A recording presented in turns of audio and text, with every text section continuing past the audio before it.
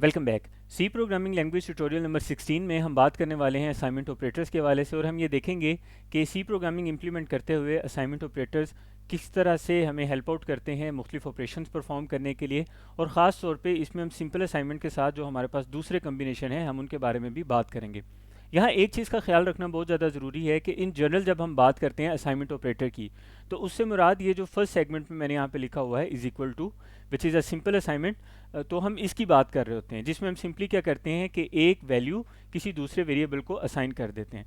जबकि assignment operator के साथ यानी कि इस सिंपल असाइनमेंट के साथ हमारे पास और बहुत सारे कम्बिनेशन हैं, जिसमें अगर आप ये फर्स्ट 5 देखें तो ये वही अरिथमेटिक ऑपरेटर्स हैं जो हम यूज़ करते आए हैं पहले फॉर मैथमेटिकल ऑपरेशंस। उसके साथ हम जब ये सिंपल असाइनमेंट यूज़ करते हैं तो ये हमारा जो वर्किंग है उसको थोड़ा सा आसान कर देती है। इसको हम वन बाय वन देखेंगे। फिर इस तरह नीचे अगर आ जाएँ तो हम एंड और के मुख्तलिफ कम्बिनेशन हैं, कुछ बिट वाइज ऑपरेटर हैं, जो शिफ्ट लेफ़्ट शिफ्ट या राइट शिफ्ट के तौर पे हम यूज़ करते हैं, इनको भी हम डिटेल में देखेंगे। तो जो हमारे पास कंपाउंड असाइनमेंट ऑपरेटर हैं उनकी तादाद 10 के करीब है। इनको भी हम समझेंगे, बहुत ज़्यादा इंपॉर्टेंट है, किस जगह पे इस्तेमाल होते हैं और क्या रोल प्ले करते हैं, इसके बारे में भी हम बात करेंगे। तो सबसे पहले स्टार्ट करते हैं फर्स्ट सेगमेंट से, which is simple assignment operator. तो हम यहाँ से मूव करते हैं विजुअल स्टूडियो कोड की तरफ और एग्जाम्पल के थ्रू हम इसको समझने की कोशिश करते हैं। तो यहाँ पे हमने एक सिंपल सी एग्जाम्पल के थ्रू हम इसको अंडरस्टैंड करेंगे कि यहाँ पे हमने एक वेरिएबल लिया है, जिसका हमने नेम रखा है ए, इंटीजर टाइप का वेरिएबल है, और इसमें हमने क्या किया है, एक वैल्यू साइन कर दिया विच इज़ 3। अब जब भी हमने किसी वेरिएबल को कोई वैल्यू साइन करनी होती है तो दरमियान में हम असाइनमेंट ऑपरेटर यूज़ करते हैं विच इज़ सिंपल असाइनमेंट, जो कि हमने उस टेबल में देखा है। तो इससे होता ये है कि हमारे पास यहाँ पे राइट साइड पे जो भी वैल्यू है या जो भी वेरिएबल है वो असाइन हो जाता है लेफ्ट साइड पे जो भी वेरिएबल मौजूद है।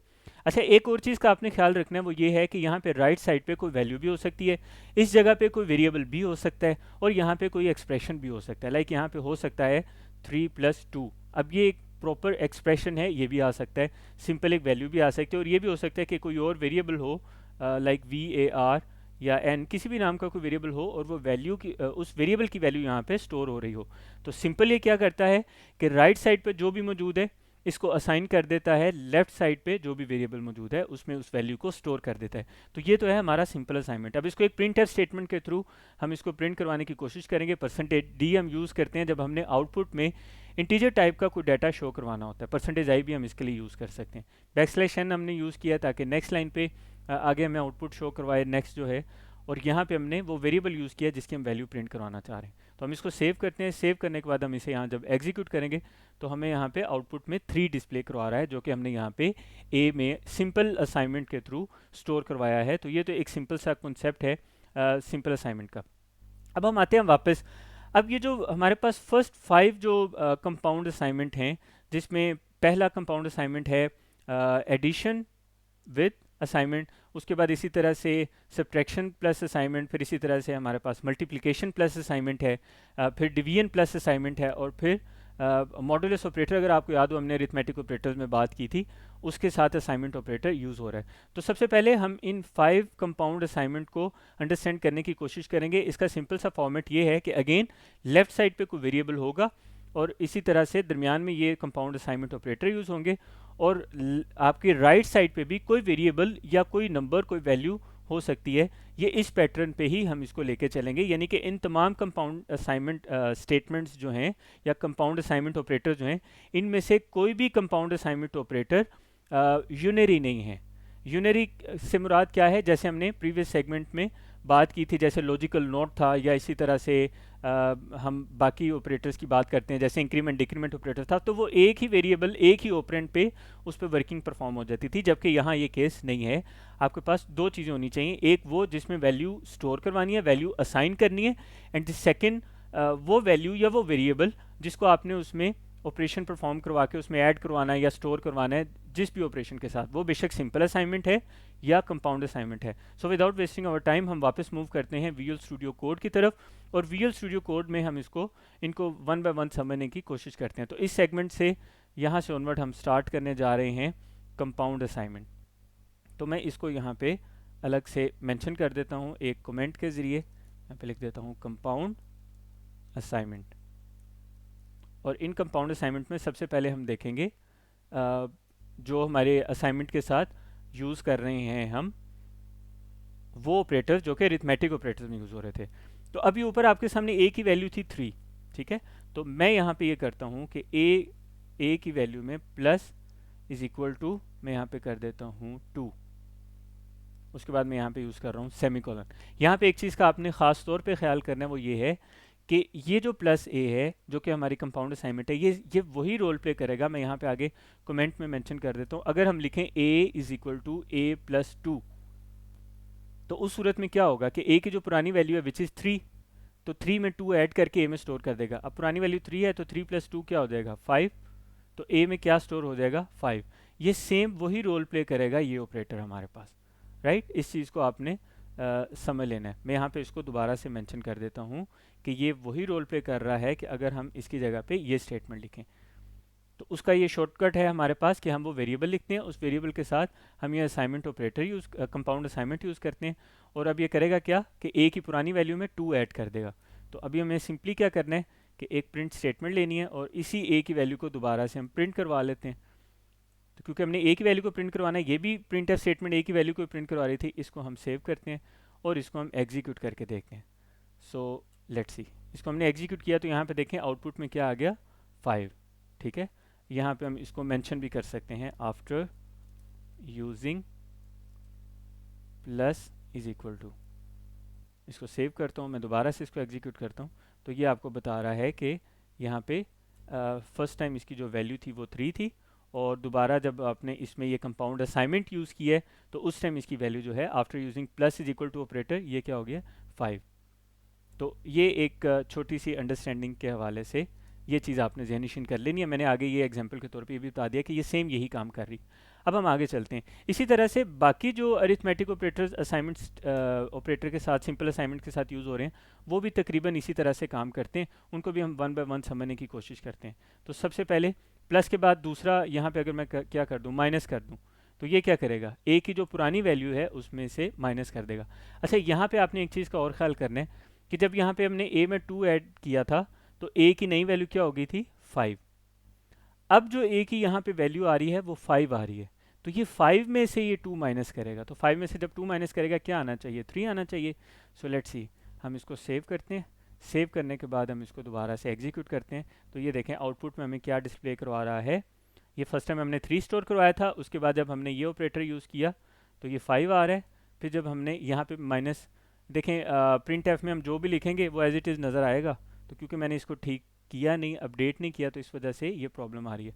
तो मैंने इसको दोबारा से सेव किया। सेव करने के बाद दोबारा से मैं इसको रन करूँगा। अब देखें तो ये ऑपरेटर यूज़ करने के बाद जबकि हमने इसमें 2 लिखा था इस साइड पे, राइट साइड पे, तो इसने 2 उसकी वैल्यू में ऐड कर दिया था तो 5 हो गया था। दोबारा यहाँ से हमने 2 माइनस किया यूजिंग दिस कंपाउंड असाइनमेंट, तो इसकी नई वैल्यू क्या हो गई थी 3 हो गई थी। आगे चलते हैं। सेम इस तरह से नेक्स्ट जो हमारे पास अरिथमेटिक ऑपरेटर है that is asterisk is equal to. तो ये क्या करेगा ए की पुरानी वैल्यू को 2 से मल्टीप्लाई कर देगा। अब हम देखते हैं कि इसकी वैल्यू क्या हो जाएगी। अच्छा, ये जो मैं 7 कमेंट्स लिखता हूँ ये ऑप्शनल हैं, इसकी ज़रूरत नहीं है, ये सिर्फ आपको बताने के लिए लिखें। ये बात हम पहले डिस्कस कर चुके हैं कमेंट्स वाले सेगमेंट में। इसको मैं सेव करूँगा तो ये क्या करेगा, ए की प्रीवियस वैल्यू यहाँ पे लास्ट टाइम क्या थी 3 को 2 से मल्टीप्लाई करेगा, क्या रिजल्ट आएगा 6 आना चाहिए ना। तो हम इसको आउटपुट में चेक करते हैं। सो ये देखें after using static is equal to operator your new value is 6, right. आगे चलते हैं। आगे इसी तरह से अगर हम मूव करें तो हमारे पास नेक्स्ट जो कंपाउंड असाइनमेंट था वो था using division operator and simple assignment, इसका कम्बिनेशन था, ये वाली कंपाउंड असाइनमेंट थी। तो ये आपके साथ वही रोल प्ले करेगी कि अगर जो ए की पुरानी वैल्यू थी, लास्ट टाइम ए की क्या वैल्यू थी 6, तो ये 6 को डिवाइड करेगी 2 से, तो ये क्या हो जाएगा 2 3 जार 6, 2 3 जार 6 होगा। तो आउटपुट क्या आनी चाहिए 3 आनी चाहिए ना इस ऑपरेटर को यूज़ करने के बाद। मैं इसको सेव करता हूँ और मैं चेक करता हूँ कि क्या आउटपुट 3 आ रही है या नहीं। तो ये देखें ये हमारे पास आउटपुट आ गई। तो आउटपुट देखें आखिर में जब आपने 6 को डिवाइड किया 2 से तो क्या आ गया 3।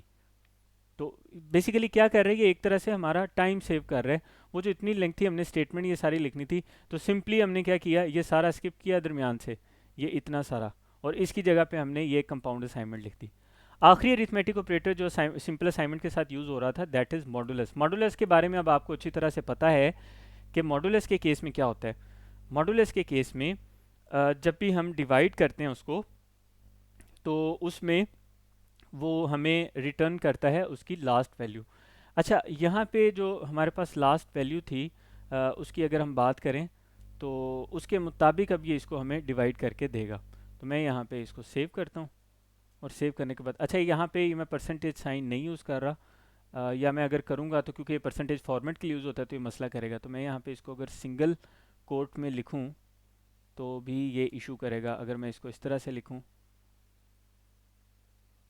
इस सूरत में हमारे पास इसको लिखने का एक पैटर्न है, अगर मैं गलत नहीं लिख रहा तो इसको अभी हम देख लेते हैं। बहरहाल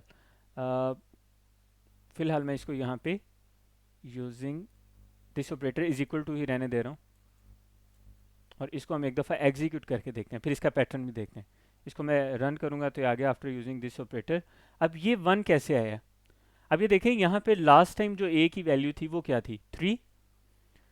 3 को जब अच्छा, ये इन दोनों में एक चीज़ तो कॉमन है ना कि ये दोनों डिवाइड करेंगे। फ़र्क क्या है? रिटर्न क्या कर रहे हैं। तो ये डिवाइड करने के बाद जो रिजल्ट आएगा वो रिटर्न करेगा, जबकि मॉडुलस आपको पता है डिवाइड करने के बाद जो रिमाइंडर बचता है वो रिटर्न करता है। अब a की लास्ट वैल्यू थी 3 को जब 2 से डिवाइड किया तो 2 1 ज़ार 2, ठीक है। तो रिमेनिंग क्या बचा? रिमेनिंग बचा 1। अब जो आउटपुट में हमारे पास आ रहा है वो रिमाइंडर आ रहा है। तो ये जो 1 है ये बेसिकली उसकी रिमेनिंग वैल्यू है विच इज़ रिमाइंडर। तो ये एक सिंपल सा सिनेरियो है। अरिथमेटिक ऑपरेटर्स के साथ हम इसको सिंपल असाइनमेंट को किस तरह से यूज़ करते हैं। अच्छा, अब आते हैं हम उस इशू की तरफ कि अगर हमने यहाँ पे प्रिंट एफ में परसेंटेज डिस्प्ले करवाना है तो अगर मैं यहाँ पे परसेंटेज लिखूँ तो उस सूरत में तो ये मसला करता है क्योंकि ये फॉर्मेट स्पेसिफायर की यूज़ होता है। लेकिन अगर मैं यहाँ पे डबल परसेंटेज लिखूँ तो फिर आपका ये मसला हल हो जाएगा। ये आउटपुट में सिंगल परसेंटेज शो करवाएगा इस जगह पे, ठीक है। इस तरह से हम इसको एडजस्ट कर सकते हैं। अगर मैं इसको सेव करके एग्जीक्यूट करूँ तो यहाँ पे आउटपुट में देखें आफ्टर यूजिंग, ये देखें यहाँ पे percentage is equal to which is modulus is equal to जो हमारा असाइनमेंट ऑपरेटर है, कंपाउंड असाइनमेंट है। तो जब हमने प्रिंट एफ में अगर आपने इसको एज ए करेक्टर प्रिंट करवाना हो परसेंटेज को तो उसके लिए हम क्या करते हैं, फिर डबल परसेंटेज साइन यूज़ करेंगे। इस चीज़ का आपने ख्याल करना है। अच्छा, अब हम आगे मूव करते हैं। हमारे पास ये तो हो गया हमारे फर्स्ट वो 5 करेक्टर्स जो कि वो 5 कंपाउंड असाइनमेंट हम इसको कहेंगे ऑपरेटर्स जो कि हमने यूज़ किए हैं अलोंग विद क्या हम इसको कहेंगे अरिथमेटिक ऑपरेटर्स, ये जो फर्स्ट 5 थे, ठीक है। तो अब हम आ रहे हैं ये जो नीचे वाला हमारा सेगमेंट है, ये आपने ख्याल करना है कि ये जो 1 2 3 4 और 5 ये पांचों समझने के लिए बहुत ज़्यादा ज़रूरी है कि आपको इसके साथ साथ जो नंबर सिस्टम है उसकी भी अच्छी अंडरस्टैंडिंग हो। नंबर सिस्टम की अंडरस्टैंडिंग के लिए मैं आपको सजेस्ट करूंगा कि इसी चैनल पे अगर आप प्लेलिस्ट वाले सेगमेंट में जाएं तो वहाँ पे आपने एक प्लेलिस्ट फाइंड आउट करनी है, नंबर सिस्टम कन्वर्जन या number system and it's conversion, जिस नाम से भी आपको नंबर सिस्टम से रेलेवेंट प्लेलिस्ट मिले। उसमें मोस्ट प्रोबेबली 5 to 7 वीडियोस होंगी, वो 1 बाय 1 आपने देखनी है और उसको अंडरस्टैंड करने की कोशिश करनी है। एक बार समझ आए तो 2-3 दफ़ा देखें। नंबर सिस्टम जब तक आप अंडरस्टैंड नहीं करेंगे तो आपको ये ऑपरेटर्स बेहतर तौर पर समझ नहीं आ सकेंगे, क्योंकि इसका जो ताल्लुक है वो बिट्स के साथ है विच इज़ डीलिंग विद 0-1। तो वो 0-1 का जितना कम्बिनेशन है binary to decimal, decimal to binary और किस तरह उसको उस पर ऑपरेशन परफॉर्म करते हैं वो सारा का सारा उस प्लेलिस्ट में जो वीडियोस मौजूद हैं उसमें एक्सप्लेन किया जा चुका है। तो अब हम आते हैं इन ऑपरेटर्स की तरफ, जिसमें सबसे पहले हमारे पास ये आ रहा है ये वाले दो ऑपरेटर्स हैं जिनमें से एक ये है which is called left shift assignment और एक ये है which is called right shift assignment. तो ये लेफ़्ट शिफ्ट असाइनमेंट और राइट शिफ्ट असाइनमेंट किस तरह से इस्तेमाल होती है, इसकी पहले एक सिंपल सी हम लॉजिक समझ लें तो आपको ये बात समझ आ जाएगी। किसी हद तक समझ में आ जाएगी अगर आपको बाइनरी का आइडिया नहीं है। मिसाल के तौर पे एक नंबर है 110, ठीक है। तो अगर हम इसको कहते हैं ना लेफ़्ट शिफ्ट असाइनमेंट, तो लेफ़्ट शिफ्ट असाइनमेंट से होगा ये कि ये नंबर एक बिट आगे शिफ्ट हो जाएगा और इसके राइट साइड पे 0 आ जाएगा। यानी ये अगर एक नंबर मौजूद है विच इज़ 110, इसकी जगह पे सपोज करें कि आपसे कहा जाता है कि आपने भाई इस पे एक ऑपरेशन परफॉर्म करना है विच इज़ लेफ़्ट शिफ्ट। तो लेफ़्ट शिफ्ट का मतलब क्या होगा, अगर आप इस पे लेफ़्ट शिफ्ट अप्लाई करते हैं तो ये जो तीनों बिट्स हैं ये एक नंबर आगे चली जाएंगी और जो जगह खाली होगी आखिरी साइड से उसकी जगह पे क्या आ जाएगा, 0 आ जाएगा। ये तो हमारे पास केस है लेफ़्ट शिफ्ट असाइनमेंट का। अब अगर आपको ये लेफ़्ट शिफ्ट में क्या होगा कि यानी कि एक बिट हमने इसको लेफ़्ट साइड पे शिफ्ट कर दिया, इसका सिंपल मतलब ये है। तो जो राइट साइड पे जो जगह खाली हुई है वहाँ पे 0 आ जाएगा। ये इसका सिंपल सा सिनेरियो है। इसी तरह से अगर हम राइट शिफ्ट की बात करें तो राइट शिफ्ट के केस में हमारे पास यही काम इसके बिल्कुल रिवर्स होगा। उसमें क्या होता है कि हमें राइट साइड पे उसको शिफ्ट करना होता है। यानी इसी सारे सिनेरियो को अगर हम थोड़ा सा अंडरस्टैंड करें, राइट शिफ्ट के साथ हम इसको समझना चाहें तो उसका क्या तरीकाकार है, उसको समझने का आसान पैटर्न ये है कि मिसाल के तौर पे यही है और इसको कहा जाता है कि आपने इसको करना है राइट शिफ्ट, तो हम इसको राइट शिफ्ट करने की कोशिश करते हैं। जब हम इसको राइट शिफ्ट करेंगे तो अब यहाँ पे इसकी जो वैल्यू है वो क्या हो जाएगी, ये जो बिट्स हैं ये राइट साइड पे शिफ्ट होंगी ना, तो राइट साइड पे जब शिफ्ट होंगी तो ये एक नंबर आगे, ये वाला 1 इस वन पे आ जाएगा, ये वाला 1 0 की जगह पे आ जाएगा, 0 ख़त्म हो जाएगा, तो पीछे जो हमारे पास वैल्यू बचेगी वो बचेगी 0 0। ठीक है, हमने एक नंबर इसको क्या किया, आगे शिफ्ट कर दिया। ये एक सिंपल सा सिनेरियो है राइट शिफ्ट का। थोड़ा सा ट्रिकी है कॉन्सेप्ट, लेकिन अगर आपको बाइनरी की अंडरस्टैंडिंग है तो फिर आपके लिए मुश्किल नहीं है। और बाइनरी की अंडरस्टैंडिंग के लिए क्या ज़रूरी है वो मैंने आपको बता दिया कि बाइनरी की अंडरस्टैंडिंग के ज़रूरी है। अगर पहले से है वेल एंड गुड, नहीं है तो binary number system to decimal, decimal to binary, और इनकी कन्वर्जन के हवाले से जो नंबर सिस्टम कन्वर्जन से रेलिवेंट प्लेलिस्ट है वो आप इस चैनल के प्लेलिस्ट वाले सेगमेंट में जाके देख सकते हैं। मैं इसी वीडियो की डिस्क्रिप्शन में उस नंबर सिस्टम की प्लेलिस्ट का लिंक भी मेंशन कर दूंगा जहाँ पे मैंने कुछ रेलिवेंट लिंक्स दिए होंगे। तो ये एक सिंपल सिनेरियो है लेफ़्ट शिफ्ट का और राइट शिफ्ट का। अब इसको अगर हमने अप्लाई करना हो जो हमारी सिनेरियो है विजुअल स्टूडियो कोड का, विजुअल स्टूडियो कोड में जब हम इसे अप्लाई करेंगे तो हम मूव करते हैं उस साइड पे। सो लेट्स सी हम इसको किस तरह से अप्लाई करेंगे। यहाँ पे हम कोड में आएंगे और इस जगह कोड में आके हम क्या करेंगे,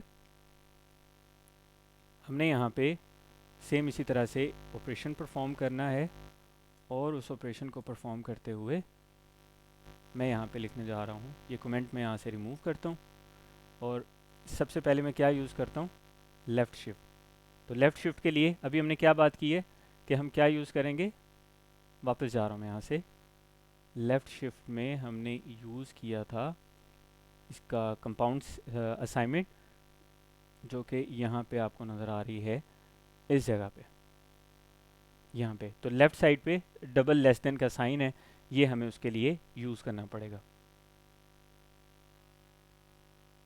तो लेफ़्ट शिफ्ट के केस में हम वापस आते हैं, यहाँ पे आके मैं लिखने जा रहा हूँ, ये साइन यूज़ करूँगा।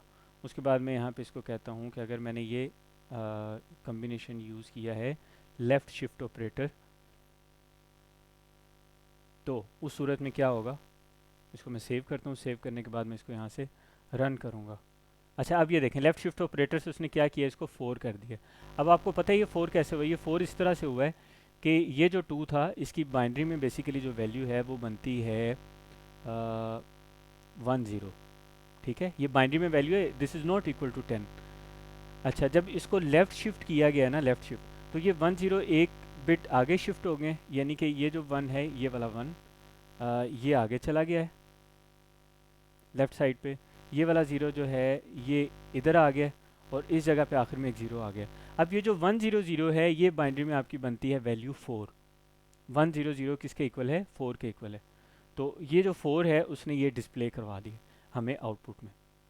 अब अगेन इसको समझने के लिए नंबर सिस्टम कन्वर्जन की अंडरस्टैंडिंग ज़रूरी है कि बिट वाइज चीज़ें कैसे स्विच होती हैं। सेम इसी तरह से हमारे पास एक कॉन्सेप्ट है जिसे हम बोलते हैं राइट शिफ्ट। राइट शिफ्ट में सिंपली क्या होता है, राइट शिफ्ट में यही जो आपके पास ये 2 हैं इसकी जगह पे सॉरी आपके पास ग्रेटर देन का साइन यूज़ होगा, डबल ग्रेटर देन का साइन। अब इस सूरत में क्या होगा, इस सूरत में इस सूरत में हमें ये यहाँ से जो इसकी पुरानी वैल्यू है वो क्या थी 4, ए की लास्ट में क्या वैल्यू थी 4 थी ना, तो यहाँ पे अब हम इसको देखते हैं कि ये क्या वर्किंग परफॉर्म करेगा। अच्छा अब राइट शिफ्ट है तो राइट शिफ्ट में ए की वैल्यू पुरानी 4 थी, तो उस सूरत में क्या करेगा, अगर ये 2 स्पेसिस आगे जाता है तो 2 बिट्स आगे इसको स्विच करता है, तो आई थिंक सो इसको 1 डिस्प्ले करवाना चाहिए। सो लेट्स सी देखते हैं। तो मैंने आउटपुट में गया तो ये देखें आखिर में, मैं इसको स्क्रीन को क्लियर कर दूं ताकि आपको थोड़ा वाज़े तौर पे नज़र आए। अब देखें तो ये इसने क्या शो करवाया 1, ये 1 कैसे शो करवाया, पुरानी वैल्यू क्या थी 4, तो 4 पे जब उसने राइट शिफ्ट अप्लाई किया, राइट शिफ्ट के साथ 2 अप्लाई किया तो 1 आ गया। अच्छा अगर मैं राइट शिफ्ट के साथ 2 अप्लाई करने के बजाय मैं इसके साथ 1 अप्लाई करूँ ना, तो लास्ट टाइम इसकी वैल्यू 4 थी ना, तो इस पे अगर इसको वन शिफ्ट राइट शिफ्ट करें ना, तो ये 1 0, तो राइट शिफ्ट करेंगे तो ये 1 जो है ये 0 की जगह पे आ जाएगा, और ये वाला जो 0 है ये इस 0 की जगह आ जाएगा, और ये आखिरी 0 ख़त्म हो जाएगा, तो ये रह जाएगा 1 0 विच इज़ 2। तो अगर मैं यहाँ पे इसको राइट शिफ्ट 1 करूँ ना, तो आउटपुट में हमें 2 आना चाहिए। तो चेक कर लेते हैं, इसको मैंने सेव किया, आउटपुट में ये देखें 2 आ रहा है। तो अगेन आपको इसके लिए वो जो बिट वाइज सिनेरियो है कि नंबर सिस्टम में बिट्स कैसे मूव करती हैं, उसकी अंडरस्टैंडिंग ज़रूरी है। आगे चल के अगर हम बात करें तो हमारे पास इसी तरह से एंड ऑपरेटर के कम्बिनेशन के साथ भी हम इसको यूज़ करते हैं असाइनमेंट, कंपाउंड असाइनमेंट को। ठीक है, तो उसके लिए क्या तरीकाकार है? उसका तरीकाकार ये है कि हम यहाँ पे यूज़ करेंगे एंड, और हम लिखेंगे A and is equal to, तो ये वो करेगा कि ए की जो पुरानी वैल्यू है उसको उस पर एंड ऑपरेशन परफॉर्म करेगा along with this new number, और इस नंबर की भी बाइनरी के साथ। अच्छा, अब बाइनरी वैल्यूज़ पे एंड ऑपरेशन कैसे परफॉर्म होता है, इसका भी जो सेगमेंट है वो आपको वहीं पे नंबर सिस्टम की प्रॉपर अंडरस्टैंडिंग से आप इसको बेहतर तौर पे समझ सकते हैं। इससे रेलिवेंट लिंक्स भी इस वीडियो के डिस्क्रिप्शन में मैं मेंशन कर दूंगा। तो यहाँ पे अगर हम एंड के साथ इसको यूज़ करें तो 2 जो है, अब मैं यहाँ पे इसको थोड़ा सा रफ में यहाँ पे काम कर देता हूँ। फॉर एग्जांपल प्रीवियस वैल्यू थी हमारे पास 2, तो 2 हमारे पास होता है बाइनरी में 1 0। अच्छा, इसी तरह से दरमियान में आ गया एंड, और फिर हम 2 कर रहे हैं तो ये भी है 1 0। तो अगर हम इस पर एंड ऑपरेशन परफॉर्म करें तो ये 1 1 का 1 आ जाएगा, 0 0 का 0 आएगा, तो ये हमारे पास 1 0। तो इसकी जो आउटपुट है मेरे ख्याल से इसकी आउटपुट भी हमें 2 ही आनी चाहिए। सो लेट्स सी, ये लें जी। तो कंपाउंड असाइनमेंट में एंड और असाइनमेंट इसको मिला के अगर हम यूज़ किया तो हमारे पास आउटपुट क्या आ रही है? 2 आ रही है। आगे चल रहे हैं। अगर आपको यहाँ से, जब से हमने ये लेफ़्ट शिफ्ट स्टार्ट किया, यहाँ से ऑनवर्ड अगर आपको समझ में नहीं आ रहा तो मैं आपको यही सजेस्ट करूँगा, बिट वाइज शिफ्ट या बिट वाइज ऑपरेशंस, इन दोनों के लिए नंबर सिस्टम कन्वर्जन्स को अगर आप समझ लेंगे फिर ये आपके लिए मुश्किल नहीं रहेगा। आगे चलते हैं। इसी तरह से हमारे पास और के 2 कम्बिनेशन है, इसको मैं अलग से ज़रूर मेंशन करना चाहूँगा यहाँ पे। और के वो कौन कौन से कम्बिनेशन है? एक है हमारे पास, the first one is exclusive, और इस कमेंट को मैं यहाँ से रिमूव कर रहा हूँ, इसकी जगह पे आपका ये वाला ऑपरेटर आ जाएगा एक्सक्लूसिव और का। एक्सक्लूसिव और क्या ऑपरेशन परफॉर्म करेगा इसको हम देख लेते हैं। ए की लास्ट टाइम क्या वैल्यू थी? 2। इस पे जब एक्सक्लूसिव और पे 2 अप्लाई करेंगे, या हम ऐसा करते हैं इस पे ना 1 अप्लाई करते हैं एक्सक्लूसिव और के साथ। अच्छा, ये जो एक्सक्लूसिव और है इसको हम एक्स और भी बोलते हैं। इस पे अगर हम ये अप्लाई करेंगे और इसको हम जब एग्जीक्यूट करेंगे तो हमारे पास आउटपुट में क्या आ रहा है? सॉरी, मैंने इसको सेव नहीं किया, दोबारा से रन करेंगे तो आउटपुट में क्या आ रहा है? 3। ये 3 कैसे आ रहा है इसके बारे में अभी हम बात करते हैं। एक हमारे पास और का और कम्बिनेशन है जिसको हम बोलते हैं इंक्लूसिव और। जो हमने लास्ट टाइम लॉजिकल एंड और में बात की थी तो वो बेसिकली वो इंक्लूसिव था, तो इसको हम कहेंगे कि ये है हमारे पास इंक्लूसिव और। इंक्लूसिव और के लिए क्या यूज़ होता है? ये बार साइन यूज़ होता है, वही लॉजिकल और वाला, और साथ सिंपल असाइनमेंट। इसको अगर हम सेव करें तो लास्ट वैल्यू इसकी 3 थी, इसके साथ इंक्लूसिव और अगर अप्लाई किया हो तो आउटपुट में अगेन 3 आ रहा है। अच्छा, ये एक्सक्लूसिव और इंक्लूसिव और किस तरह से काम करता है इसको समझने के लिए एक छोटी सी टेबल है, वो अगर हम समझ लेंगे तो हमें काफ़ी आसानी से ये बात जो है ये समझ में आ जाएगी। तो टेबल की तरफ हम मूव करते हैं। यहाँ से इस सेगमेंट में अगर हम जाएं तो ये रहे हमारे पास टेबल।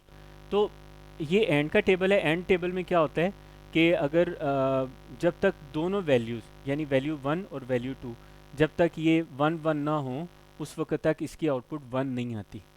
अगर एक भी वैल्यू 0 होगी तो एंड के केस में उसकी आउटपुट 0 आएगी।